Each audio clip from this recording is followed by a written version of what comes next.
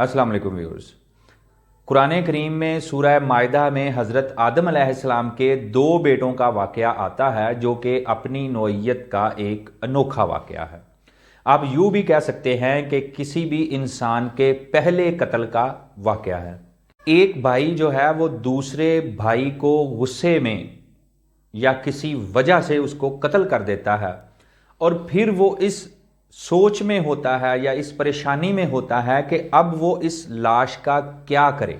तो उस वक्त अल्लाह ताला ने एक कौवे को भेजा और उस कौवे ने मरे हुए कौवे को इस तरह दफन किया कि उसने अपनी चूंच और अपने पाँव से जो है वो मट्टी को करेदना शुरू किया, उखाड़ना शुरू किया। जब उसने गड्ढा एक बना लिया उसमें उसने मरे हुए कौवे को रखा और ऊपर मट्टी डालना शुरू कर दी। ये देखकर कातिल बोला, हाय अफसोस, मैं इस कौवे जैसा भी ना हो सका कि अपने भाई की लाश को छुपाने की कुछ तदबीर कर सकता।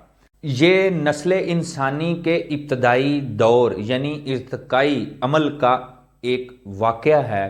उस वक्त से लेकर अब तक खुदा बराबर यही कर रहा है कि वो हैवानात में से किसी हैवान को भेजकर हमारी ज़िंदगी के बारे में हमें सबक देता है, मगर इंसान मुश्किल से ही ऐसा करता है कि इन वाक़यात से अपनी ज़िंदगी के लिए कोई सबक ले।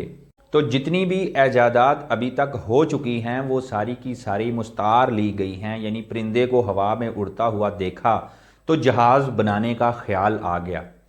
तो इसी तरीके से आप अपनी ऑब्जर्वेशन पे तवज्जो दें कि आप ऑब्जर्व करें कि आपके इर्द गिर्द क्या हो रहा है, और जिस भी सिचुएशन में आप होते हैं, जिस भी माहौल में आप होते हैं, जिन भी लोगों के दरमियान आप होते हैं, वो आपके लिए सबक का एक ज़रिया होते हैं। इसलिए मैं इस बात पर जोर देता हूं कि किताबें पढ़ने से आपके पास जो है वो इतना नॉलेज नहीं आता जितना ऑब्जर्वेशन के थ्रू आता है, क्योंकि ऑब्जर्वेशन ही है जो आपके पास फर्स्ट हैंड इंफॉर्मेशन या फर्स्ट हैंड नॉलेज होता है। प्राइमरी डेटा भी आप इसको कह सकते हैं कि वो आपके पास होता है।